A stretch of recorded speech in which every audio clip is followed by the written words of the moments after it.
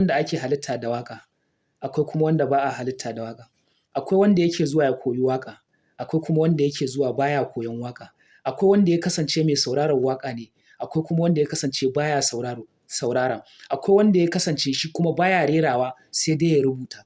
Domin menene? Ba shi da muryar da za a ce ya rera wannan waƙar.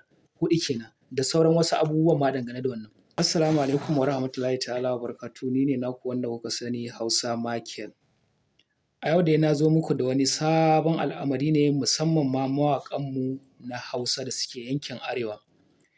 Da yawa mutanenmu musamman mawaƙa na yankin Arewa suna son su dinga yin waƙoƙi wanda za a dinga karɓa ana sa su a gurare daban-daban na musamman.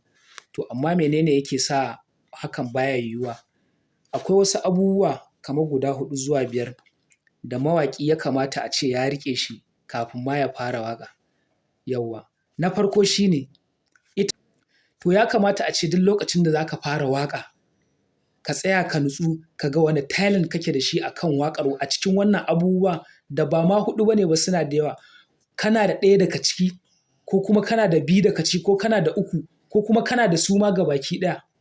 To in dai ba ka tsaya ka yi wannan tunanin ba, to dole zai kasance in dai ka fara waƙa, za ka ga wasu abubuwan da ake da buƙata sai ka ga ka yi waƙa, amma wai kai kaɗai kake jin waƙar. To me ya saka?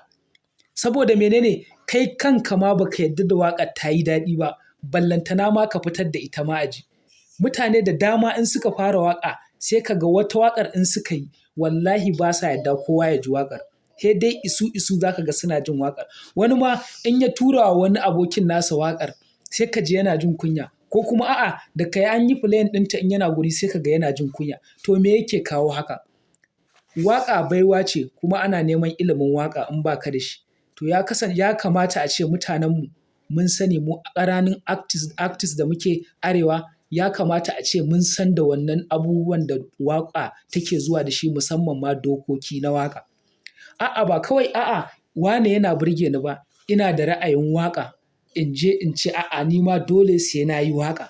To in ka ce dole za ka yi waƙa, ta ya za ka fara bayan ba ka da ilimin wannan abu ko kuma bayan Allah bai kinsa maka wannan ilhamar ta waƙa ba, to ta ina za ka fara? Na ɗaya kenan. Na biyu, ya kamata a ce daga lokacin da za ka je ka yi waƙa a studio, to ka sani fa a matsayinka na wanda zai fara waƙa, dole akwai wasu abubuwa da dama da za ka ji a tattare da kai. Na farko, aka ce yanzu za ka tashi ka tafi ka rera waƙa ka tafi studio. Na farko tun daga lokacin da ka shirya za ka tafi, sai ka ji wani abu a cikin zuciyarka, sai ka ji gabanka yana faɗuwa ko kuma ka ji wani yanayi dai a'a anya zan iya ko anya zan je ko kuma a'a ba za ni ba. Zan iya ko ba zan iya ba. Na farko kenan. Na biyu, a yayin tafiyarka a kan hanya na zuwa studio ka buga waƙa, nan ma za ka dinga tunane-tunane, a'a kaza da kaza anya ko zan iya, a'a ba zan iya ba, anya baiti kaza ya mun, to nan ma kenan. Na uku, daga ka shiga cikin studio, ka ga yanayin da studio take, to nan ma za ka yi ta wasu 'yan tunane-tunane, kana tunanin a'a kai kar fa in je in ji kunya ko wani abu. Na huɗunsu kuma shine musamman ma a ce a sa ka a voice room, a ce kuma ga mic a gabanka. Daga an ma playing ɗin beat an ce ka ɗora, wallahi ji za ka yi kamar duniya ce take kallon ka. To menene? Saboda me? Ka ce za ka yi abu amma ba ka san ta ina za ka fara ba. Ya zama dole a ce in za ka yi waƙa, ka san ta ina za ka fara kuma me za ka faɗa a waƙar. Me za ka faɗa a waƙar? Kuma ta ina za ka fara kuma ya za ka yi? Kuma in ka yi za ta ba da abin da ake da buƙata?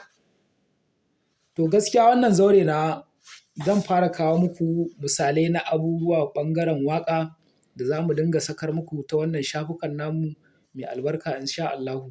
Domin menene?